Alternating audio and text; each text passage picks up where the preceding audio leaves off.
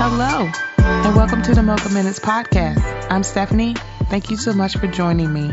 You can find the Mocha Minutes podcast on Apple Podcasts, Stitcher Radio, Google Play, TuneIn, Castbox, iHeartRadio, and Spotify. Find us on any of those platforms or wherever else you catch your podcast.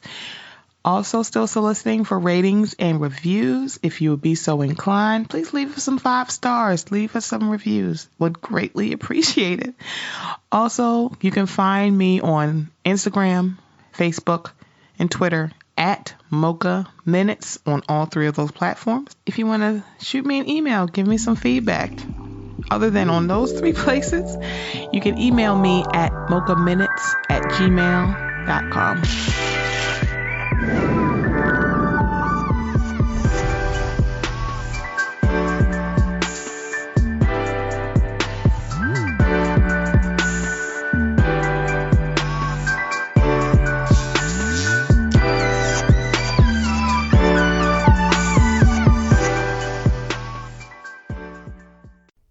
Hey everybody, this is Stephanie. Thank you so much for joining me. I don't have a guest this week. I wrestled with actually recording an episode for several reasons. The first reason being that you will be hearing this episode the day of the inauguration. It'll be out on Wednesday as opposed to Tuesday. So that was one of the reasons. This is the last weekend before the inauguration, was the last weekend of one of the, if not the most terrible administrations of our country coming to an end.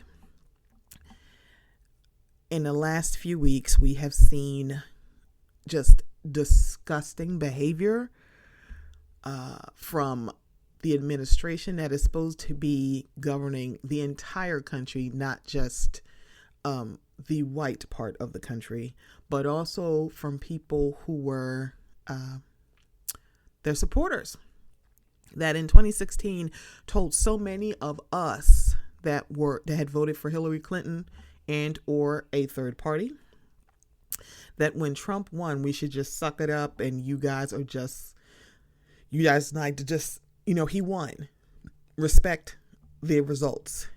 So to see literally those same people turn around and tell us that the only way that Biden could have won is if you guys cheated was far and away the biggest example of how white supremacy, racism, xenophobia still runs rampant in our country. It just doesn't look as plain as it did with a Klan group marching down a busy highway in the middle of broad daylight. It's been mentally heavy for years for a lot of people, myself included. Every marginalized group in this country has been hit by just hate. We dealt with an administration that revved up their base so much that the president of the United States encouraged people to come to Washington, D.C. and disrupt the Electoral College vote confirmation.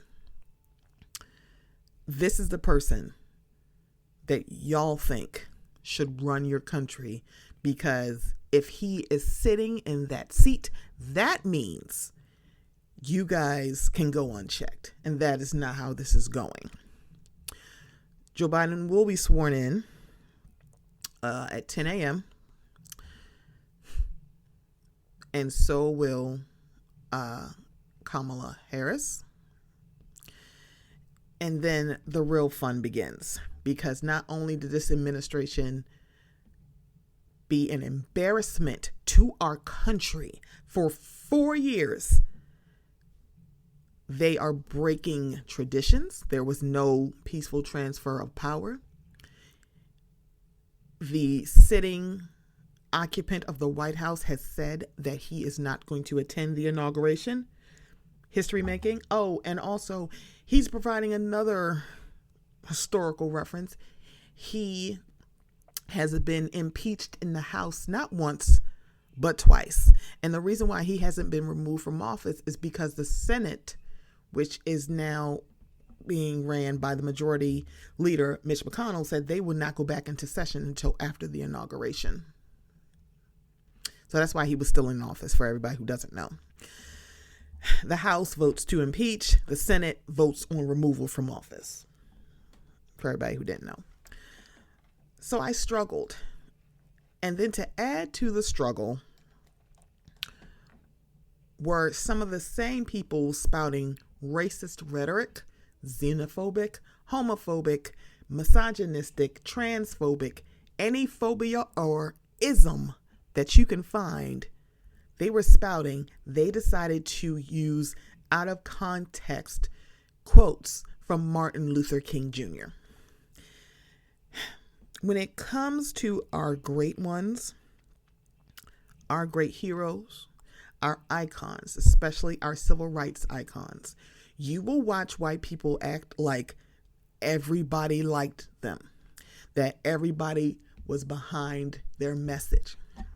They did it with Muhammad Ali, literally forgetting that he got death threats. They took his medals back. He was a pariah. And now, 20, 30 years later, a lot of white athletes, a lot of white people love to quote Muhammad Ali as if he wasn't hated. They do the same thing with Martin Luther King Jr. We are acting like he wasn't arrested 29 times. Some of those times in a suit. We're under this impression that he wasn't on the FBI's most watched list. The FBI doesn't watch you if you're a good person. Hence why I'm not on the FBI watch list. And also, Martin Luther King Jr. did not die for civil rights. He was assassinated because he deigned to fight and say black people deserve better. That everybody deserves better. We should all be equal. That is what he died for. Not for civil rights. He didn't lay down his life. He was no martyr. Because he wanted to live to a ripe old age. So this is me saying in, I don't know, about 30 years, 20, 30, because I'm thinking about Muhammad Ali, they're going to do the same thing that they did with Muhammad Ali with Colin Kaepernick. They're going to act like everybody was on board. We all stood up, and you're like, that is a bold-faced lie. But I digress. So instead of having a guest this week, I decided that I would like to read Letter from a Birmingham Jail. Because for some odd reason, white people think that Martin Luther King Jr. was some magical Negro, and he wasn't close to a radical towards the time of his death. He wrote this on April 16th, 1963. So this is Letter from a Birmingham Jail.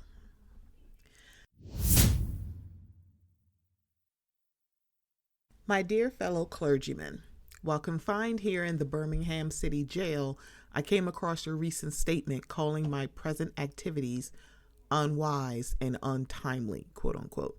Seldom do I pause to answer criticism of my work and ideas. If I sought to answer all the criticisms that cross my desk, my secretaries would have little time for anything other than such correspondence in the course of the day, and I would have no time for constructive work. But since I feel that you are men of genuine goodwill and that your criticisms are sincerely set forth, I want to try to answer your statement in what I hope will be patient and reasonable terms. I think I should indicate why I'm here in Birmingham, since you have been influenced by the view which argues against outsiders coming in. I have the honor of serving as president of the Southern Christian Leadership Conference, an organization operating in every southern state with headquarters in Atlanta, Georgia. We have some 85 affiliated organizations across the South, and one of them is the Alabama Christian Movement for Human Rights. Frequently, we share staff, educational, and financial resources with our affiliates. Several months ago, the affiliate here in Birmingham asked us to be on call to engage in a nonviolent direct action program if such were deemed necessary. We readily consented, and when the hour came, we lived up to our promise. So I, along with several members of my staff, am here because I was invited here. I'm here because I have organizational ties here. But more basically, I am in Birmingham because injustice is here. Just as the prophets of the 8th century BC left their villages and carried their "Thus saith the Lord" far beyond the boundaries of their hometowns, and just as the Apostle Paul left his village of Tarsus and carried the gospel of Jesus Christ to the far corners of the Greco-Roman world, so am I compelled to carry the gospel of freedom beyond my own hometown. Like Paul, I must constantly respond to the Macedonian call for aid. Moreover, I am cognizant of the interrelatedness of all communities and states. I cannot sit idly by in Atlanta and not be concerned about what happens in Birmingham. Injustice anywhere is a threat to justice everywhere. We are caught in an inescapable network of mutuality, tied in a single garment of destiny. Whatever affects one directly affects all indirectly. Never again can we afford to live with the narrow, provincial, outside agitator idea. Anyone who lives inside the United States can never be considered an outsider anywhere within its bounds. You deplore the demonstrations taking place in Birmingham, but your statement, I am sorry to say, fails to express a similar concern for the conditions that brought about the demonstrations. I am sure that none of you would want to rest content with the superficial kind of social analysis that deals merely with effects and does not grapple with underlying causes. It is unfortunate that demonstrations are taking place in Birmingham, but it is even more unfortunate that the city's white power structure left the Negro community with no alternative. In any nonviolent campaign, there are 4 basic steps: collection of the facts to determine whether injustices exist, negotiation, self-purification, and direct action. We have gone through all these steps in Birmingham. There can be no gainsaying the fact that racial injustice engulfs this community. Birmingham is probably the most thoroughly segregated city in the United States. Its ugly record of brutality is widely known. Negroes have experienced grossly unjust treatment in the courts.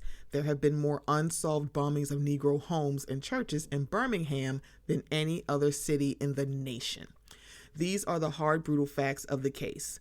On the basis of these conditions, Negro leaders sought to negotiate with the city fathers, but the latter consistently refused to engage in good faith negotiations. Then, last September, came the opportunity to talk with leaders of Birmingham's economic community. In the course of the negotiations, certain promises were made by the merchants. For example, to remove the store's humiliating racial signs. On the basis of these promises, the Reverend Fred Shuttlesworth and the leaders of the Alabama Christian Movement for Human Rights agreed to a moratorium on all demonstrations. As the weeks and months went by, we realized that we were the victims of a broken promise. A few signs, briefly removed, returned. The others remained. As in so many past experiences, our hopes have been blasted and the shadow of deep disappointment settled upon us. We had no alternative except to prepare for direct action, whereby we would present our very bodies as a means of laying our case before the conscience of the local and the national community.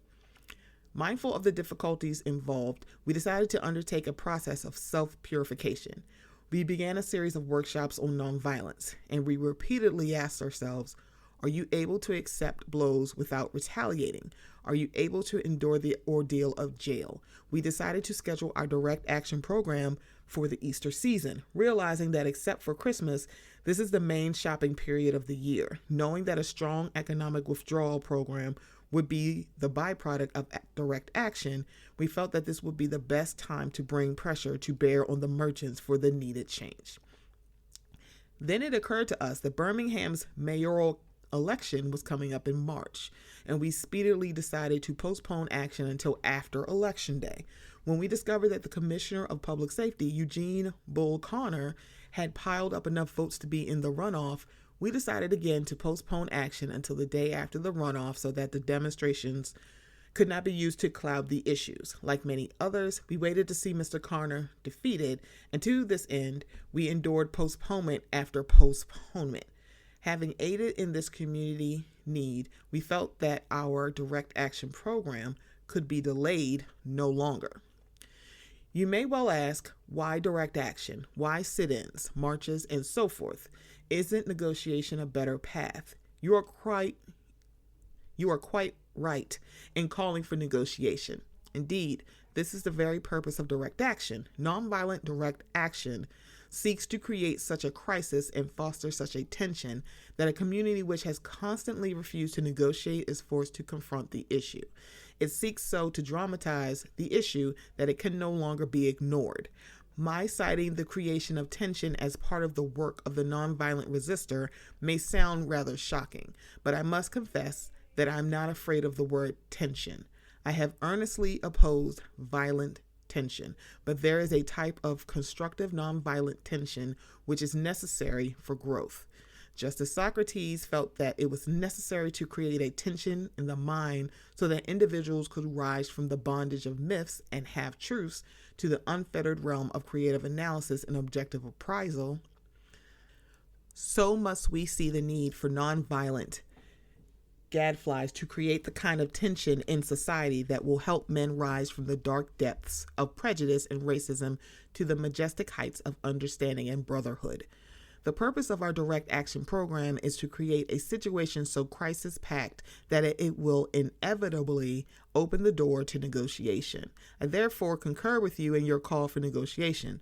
Too long has our beloved Southland been bogged down in a tragic effort to live in monologue rather than dialogue.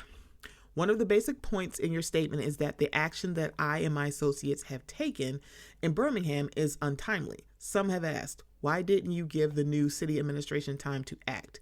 The only answer that I can give to this query is that the new Birmingham administration must be prodded about as much as the outgoing one before it will act. We are sadly mistaken if we feel that the election of Albert Boutwell as mayor will bring the millennium to Birmingham. While Mr. Boutwell is a much more gentle person than Mr. Connor, they are both segregationists, dedicated to maintenance of the status quo. I have hope that Mr. Boutwell will be reasonable enough to see the futility of massive resistance to desegregation, but he will not see this without pressure from devotees of civil rights.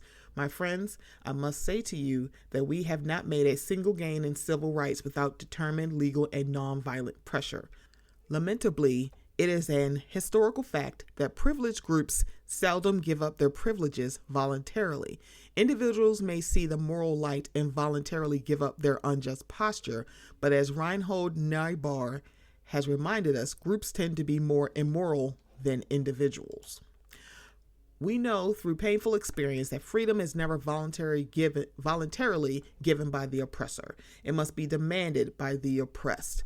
Frankly, I have yet to engage in a direct action campaign that was quote-unquote well-timed in the view of those who have not suffered unduly from the disease of segregation. For years now, I have heard the word wait. It rings in the ear of every Negro with piercing familiarity. This wait has almost always meant never. We must come to see, with one of our distinguished jurists, that justice too long delayed is justice denied. We have waited for more than 340 years for our constitutional and God-given rights. The nations of Asia and Africa are moving with jet-like speed towards gaining political independence, but we still creep at horse and buggy pace towards gaining a cup of coffee at a lunch counter. Perhaps it is easy for those who have never felt the stinging darts of segregation to say, wait.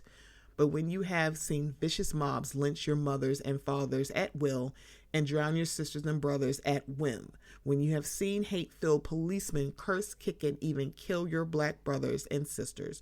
When you see the vast majority of your 20 million Negro brothers smothering in an airtight cage of poverty in the midst of an affluent society. When you suddenly find your tongue twisted and your speech stammering as you seek to explain to your 6-year-old daughter why she can't go to the public amusement park that has just been advertised on television, and see tears welling up in her eyes when she is told that Funtown is closed to colored children, and see ominous clouds of inferiority beginning to form in her little mental sky, and see her beginning to distort her personality by developing an unconscious bitterness towards white people, when you have to concoct an answer for a 5-year-old son who is asking, "Daddy, why do white people treat colored people so mean?"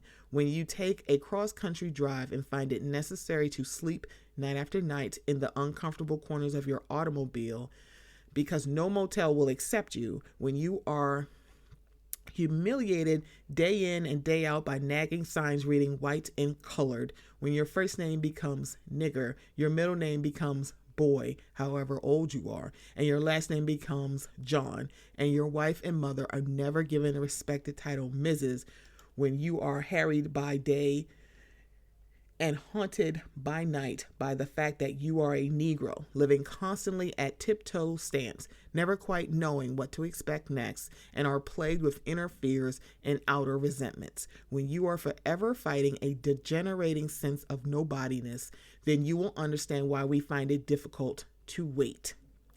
There comes a time when the cup of endurance runs over, and men are no longer willing to be plunged into the abyss of despair. I hope, sirs, you can understand our legitimate and unavoidable impatience. You express a great deal of anxiety over our willingness to break laws. This is certainly a legitimate concern, since we so diligently urge people to obey the Supreme Court's decision of 1954, outlawing segregation in the public schools. At first glance, it may seem rather paradoxical for us consciously to break laws. One may well ask, how can you advocate breaking some laws and obeying others? The answer lies in the fact that there are two types of laws, just and unjust. I will be the first to advocate obeying just laws. One has not only a legal but a moral responsibility to obey just laws. Conversely, one has a moral responsibility to disobey unjust laws. I would agree with St. Augustine that an unjust law is no law at all.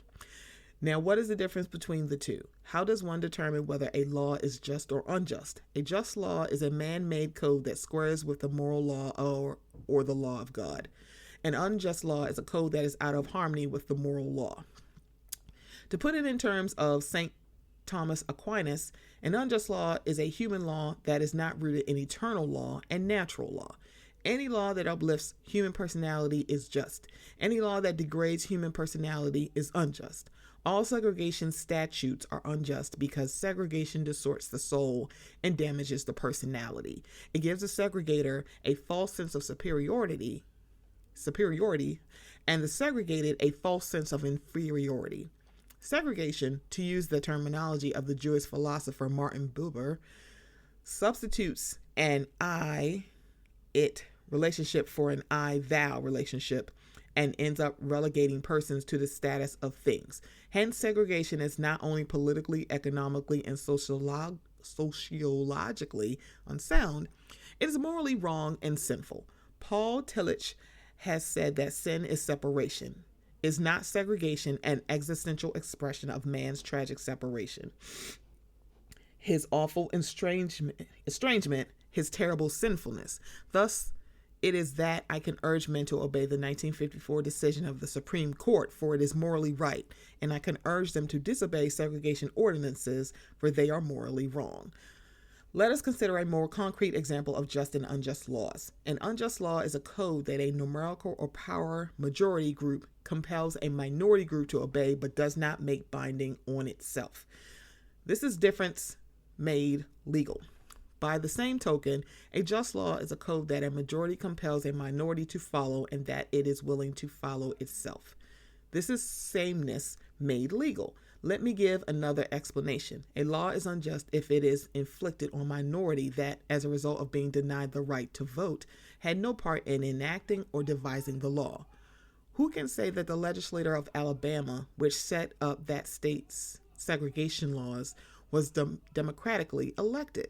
Throughout Alabama, all sorts of devious methods are used to prevent Negroes from becoming registered voters, and there are some counties in which, even though Negroes constitute a majority of the population, not a single Negro is registered. Can any law enacted under such circumstances be considered democratically structured? Sometimes a law is just on its face and unjust in its application. For instance, I have been arrested on a charge of parading without a permit. Now, there's nothing wrong in having an ordinance which requires a permit for a parade. But such an ordinance becomes unjust when it is used to maintain segregation and to deny citizens the First Amendment privilege of peaceful assembly and protest. I hope you are able to see the distinction I am trying to point out. In no sense do I advocate evading or defying the law, as would the rabid segregationists. That would lead to anarchy. One who breaks an unjust law must do so openly, lovingly, and with a willingness to accept the penalty. I submit that an individual who breaks a law that conscience tells him is unjust and who willingly accepts the penalty of imprisonment in order to arouse the conscience of the community over its injustice is in reality expressing the highest respect for law.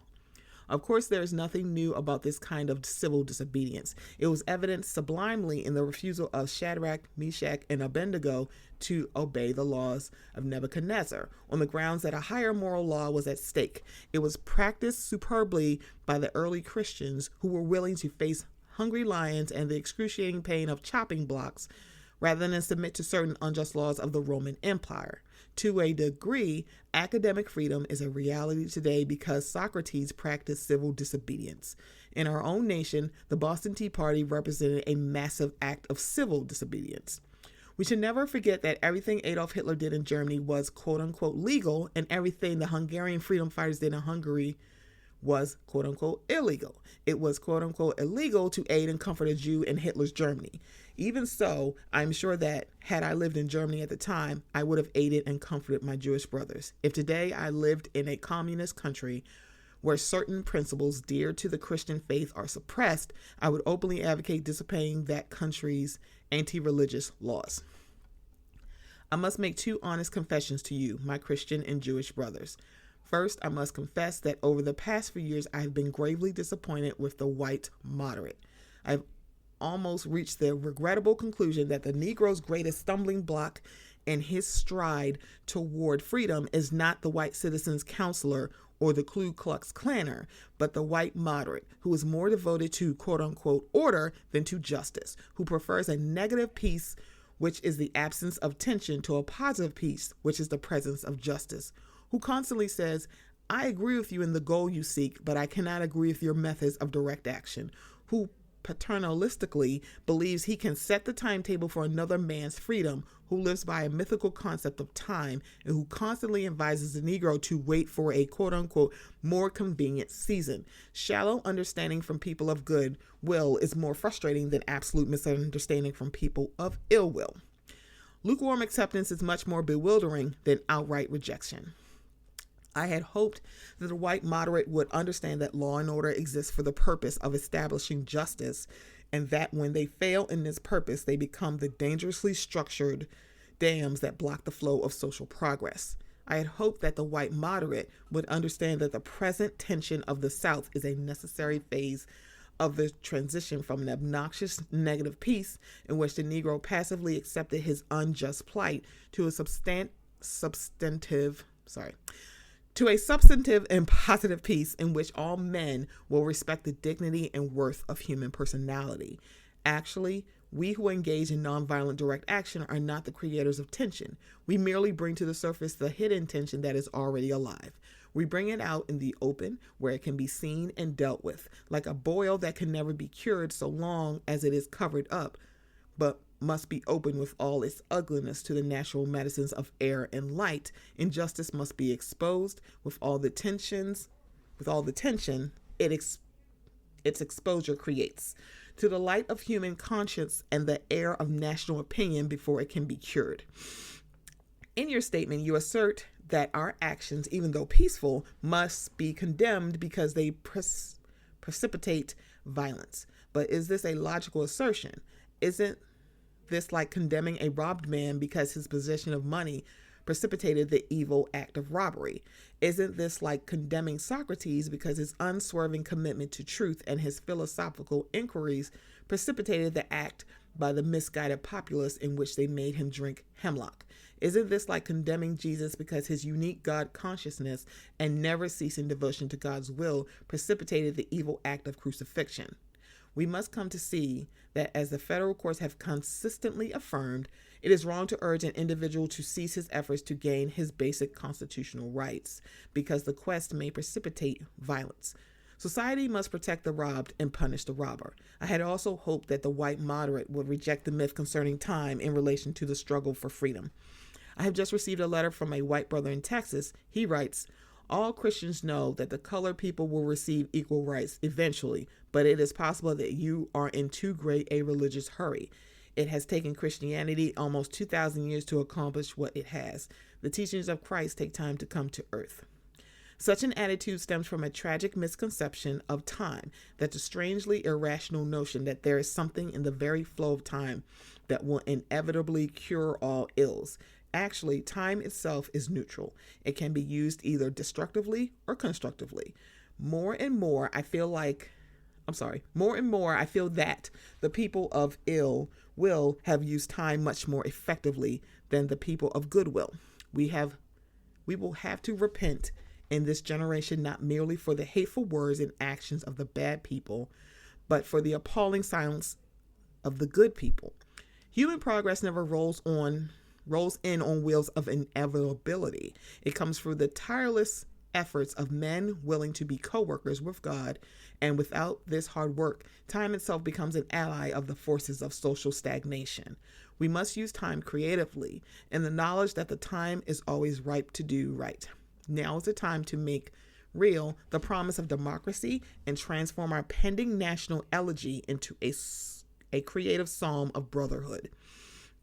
Now is the time to lift our national policy from the quicksand of racial injustice to the solid rock of human dignity. You speak of our activity in Birmingham as extreme. At first, I was rather disappointed that fellow clergymen would see my nonviolent efforts as those of an extremist. I began thinking about the fact that I stand in the middle of two opposing forces in the Negro community. One is a force of complacency, made up in part of Negroes who, as a result of long years of oppression, are so drained of self-respect and a sense of somebodyness that they have adjusted to segregation, and in part of a few middle-class Negroes who, because of a degree of academic and economic security, and because in some ways they profit by segregation, have become insensitive to the problems of the masses. The other force is one of bitterness and hatred, and it comes perilously close to advocating violence.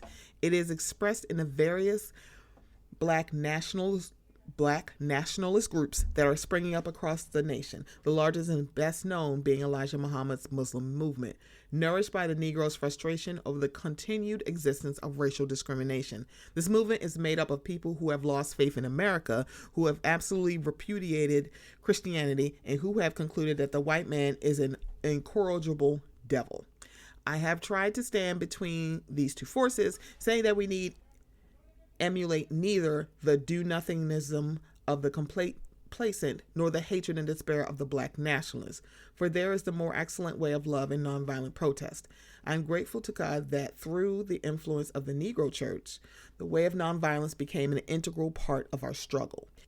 If this philosophy had not emerged, by now many streets of the South would, I am convinced, be flowing with blood, and I am further convinced that if our white brothers dismiss us as rabble-rousers and outside agitators, those of us who employ nonviolent direct action, and if they refuse to support our nonviolent efforts, millions of Negroes will, out of frustration and despair, seek solace and security in black nationalist ideologies, a development that would inevitably lead to a frightening racial nightmare.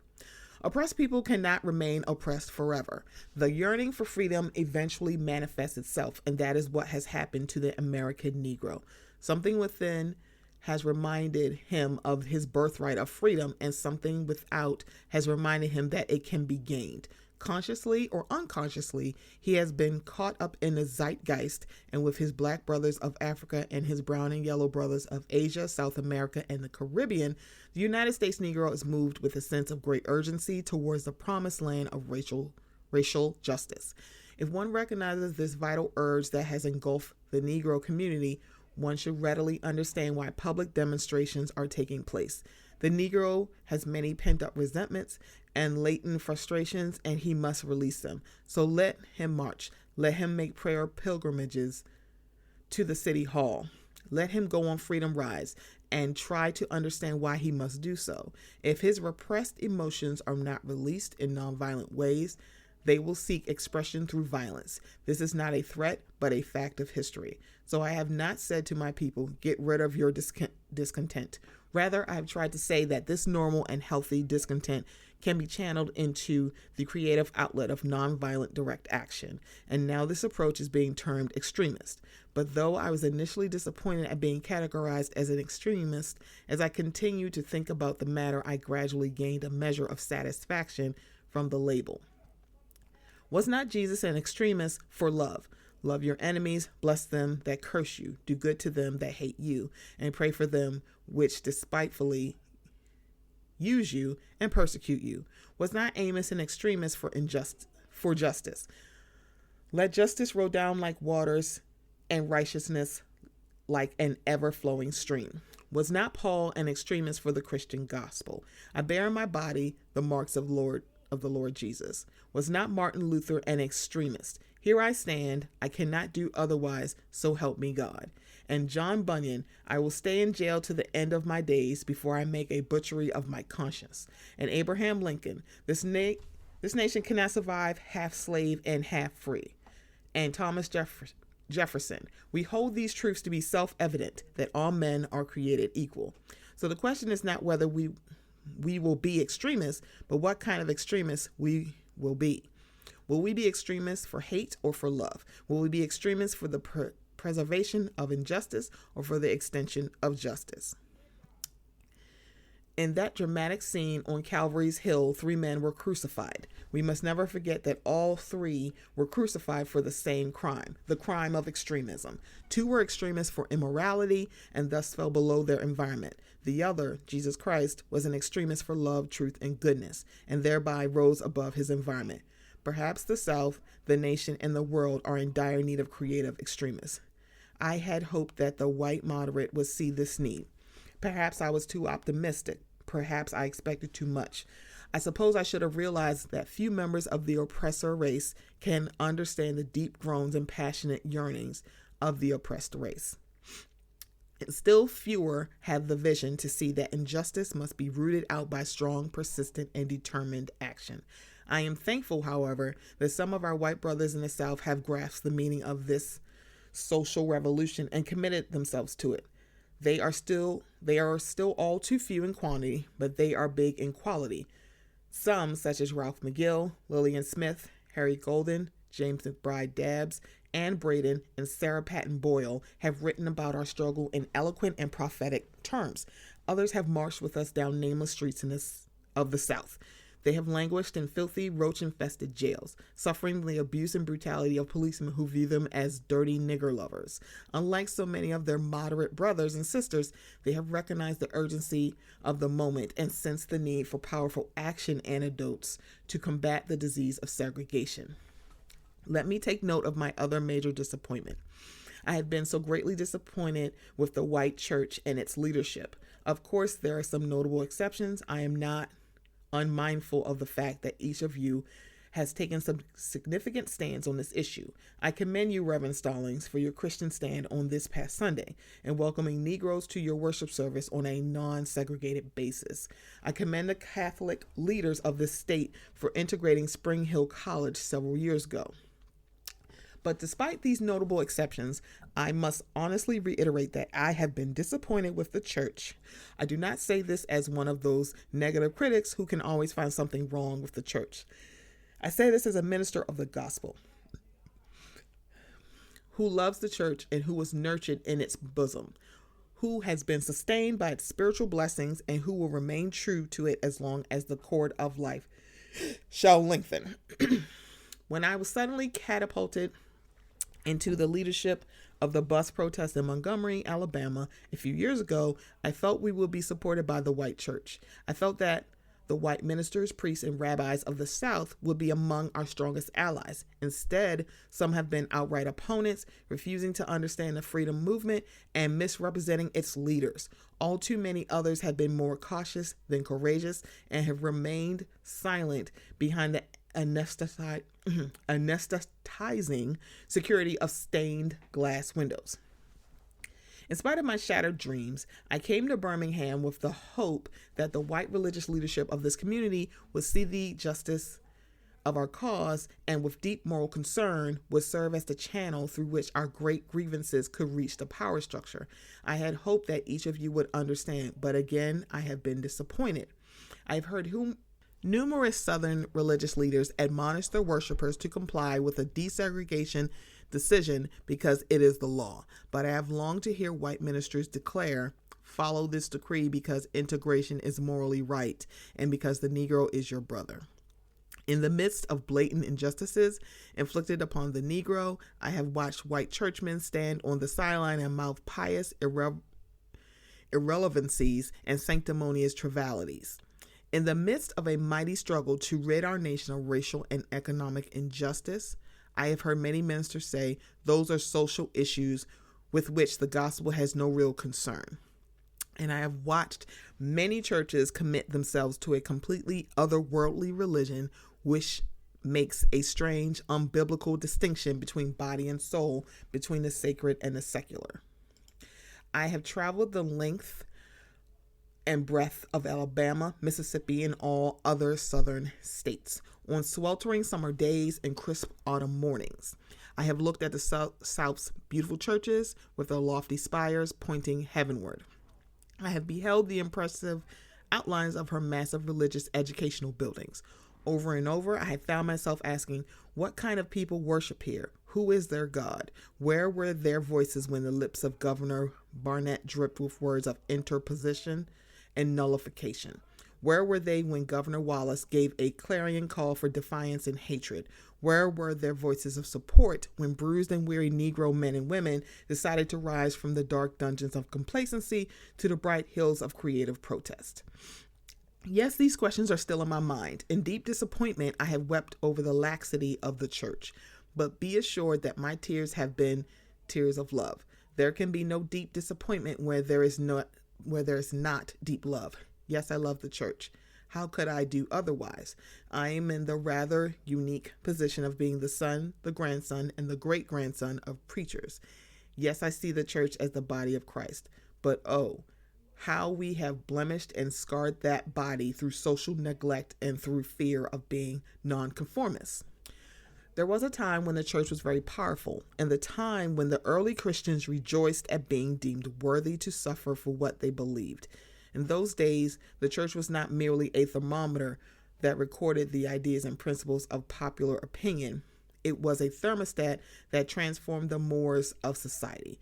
Whenever the early Christians entered a town, the people in power became disturbed and immediately sought to convict the Christians for being disturbers of the peace and outside agitators. But the Christians pressed on, and the conviction that they were a colony of heaven, called to obey God rather than man. Small in number, they were big in commitment. They were too God intoxicated to be astronomically intimidated. By their effort and example, they brought an end to such ancient evils as infanticide and gladiatorial contests. Things are different now.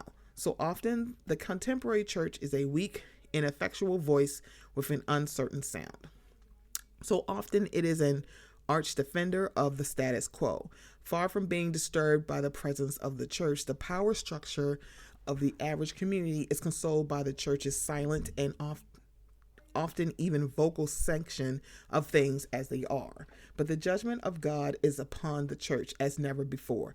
If today's church does not recapture the sacrificial spirit of the early church, it will lose its authenticity, forfeit the loyalty of millions, and be dismissed as an irrelevant social club with no meaning for the 20th century.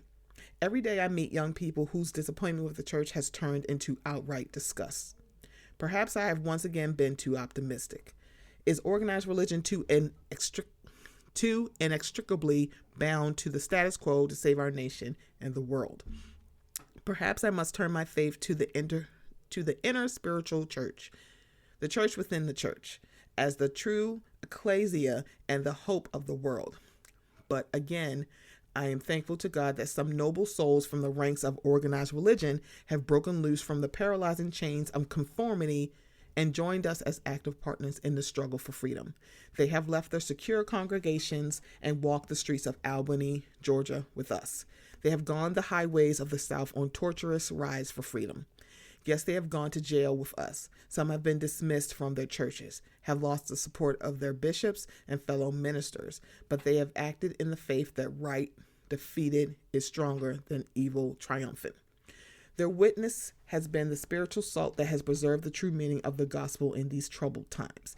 They have carved a tunnel of hope through the dark mountain of disappointment. I hope the church as a whole will meet the challenge of this decisive hour.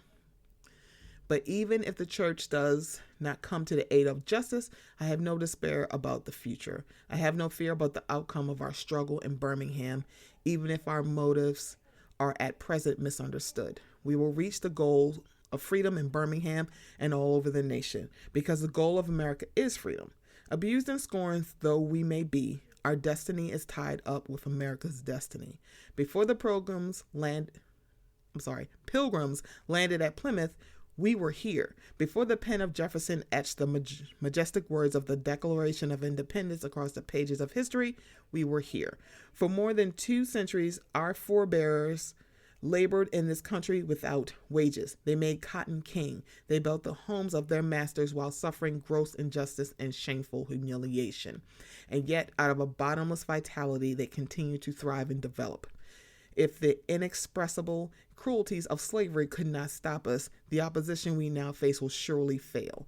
We will win our freedom because the sacred heritage of our nation and the eternal will of God are embodied in our echoing demands. Before closing, I feel impelled to mention one other point in your statement that has troubled me profoundly. You warmly commended the Birmingham police force for keeping order and preventing violence. I doubt that you would have so warmly commended the police force if you had seen its dogs sinking their teeth into unarmed, nonviolent Negroes. I doubt that you would so quickly commend the policemen if you were to observe their ugly and inhumane treatment of Negroes here in the city jail. If you were to watch them push and curse old Negro women and young Negro girls, if you were to see them slap and kick old Negro men and young boys, if you were to observe them, as they did on 2 occasions, refuse to give us food because we wanted to sing our grace together, I cannot join you in your praise of the Birmingham Police Department. It is true that the police have exercised a degree of discipline in handling the demonstrators. In this sense, they have conducted themselves rather, quote unquote, non-violently in public. But for what purpose? To preserve the evil system of segregation. Over the past few years, I've consistently preached that nonviolence demands that the means we use must be as pure as the ends we seek. I've tried to make clear that it is wrong to use immoral means to attain moral ends. But now I must affirm that it is just as wrong, or perhaps even more so, to use moral means to preserve immoral ends. Perhaps Mr. Connor and his policemen have been rather nonviolent in public, as was Chief Pritchett in Albany, Georgia. But they have used the moral means of nonviolence to maintain the immoral end of racial injustice. As T.S. Eliot has said, the last temptation is the greatest treason, to do the right deed for the wrong reason. I wish you had commended the Negro sit-inners and demonstrators of Birmingham for their sublime courage, their willingness to suffer, and their amazing discipline in the midst of great provocation. One day the South will recognize its real heroes. They will be the James Merediths, with the noble sense of purpose that enables them to face jeering and hostile mobs, and with the agonizing loneliness that characterizes the life of the pioneer.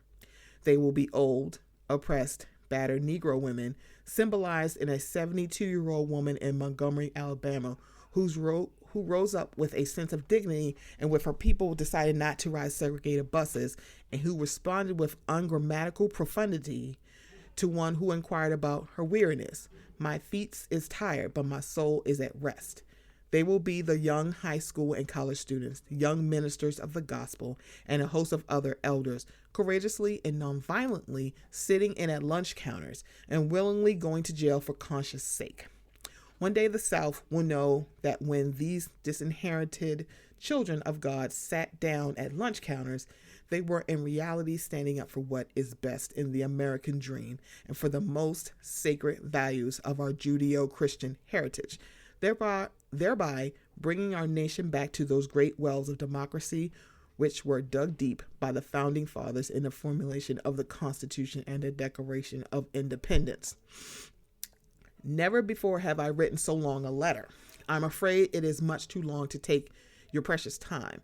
I can assure you that it would have been much shorter if I had been writing from a comfortable desk, but what else can one do when he is alone in a narrow jail cell other than write long letters, think long thoughts, and pray long prayers?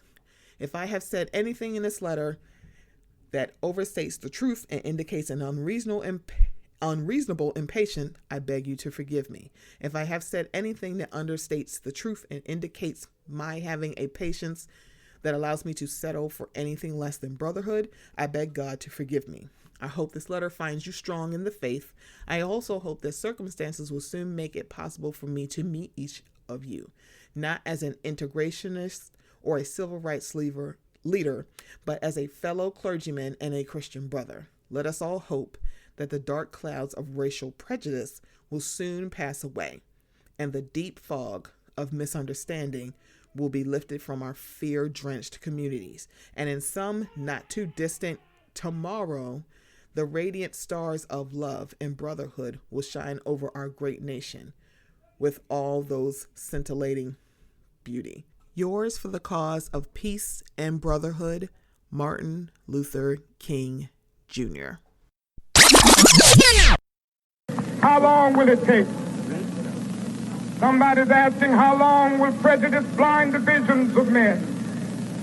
I come to say to you this afternoon, however difficult the moment, yes, sir, however frustrating the hour, it will not be long, because truth crushed earth will rise again. Yes, sir. How long? Not long. Yes, sir. Because no lie can live forever. Yes, sir. How long? Not long. How long? Because you shall reap what you sow. Yes, sir. How long? Not long. How long?